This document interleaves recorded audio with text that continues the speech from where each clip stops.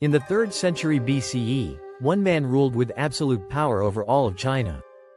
He unified warring kingdoms, built the first version of the Great Wall, and buried entire armies in clay.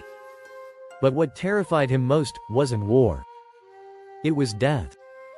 Qin Shi Huang, the first emperor of a unified China, wasn't just a conqueror, he was a man obsessed.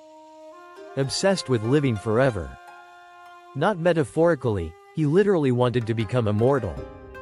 And he was willing to try anything to make it happen.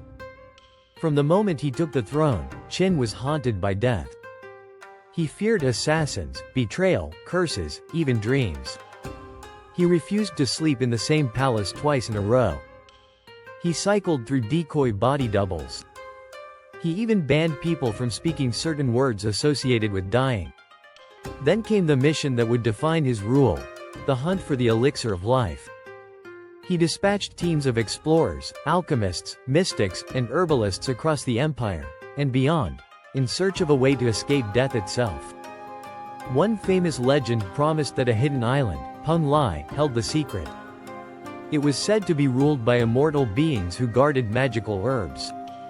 So Qin sent hundreds of young men and women to sail across the seas, to find it. They never returned. One report claimed the sea was filled with monsters that sank their ships. Back home, his royal alchemists assured him they had a solution. Mercury, yes, actual mercury, was prescribed as a tonic for immortality. Qin drank it daily. Instead of making him live longer, it slowly damaged his brain, his organs, and likely drove him deeper into paranoia. The more fragile he became, the more ruthless his rule grew. He banned scholars from challenging him, and when they did, he had over 400 of them buried alive. He burned books, outlawed independent thought, and declared that his word alone was truth. At the age of 49, while traveling through eastern China, Qin suddenly died. His ministers were terrified. They feared civil unrest, or worse, assassination. So they kept his death a secret for weeks. They filled his carriage with salted fish to mask the smell of his decaying body, and wheeled him all the way back to the capital as if he were still alive. Even in death, Qin's obsession continued.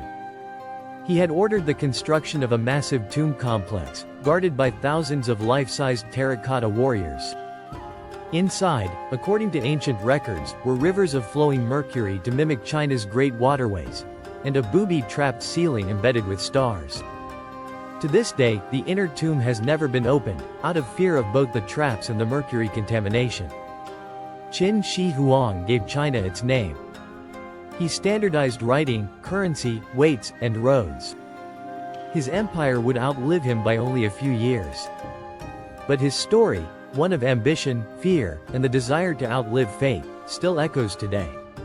If you enjoyed this strange story from history, you'll love The Man Who Tried to Run Across the Atlantic, a modern tale of obsession and determination just as wild.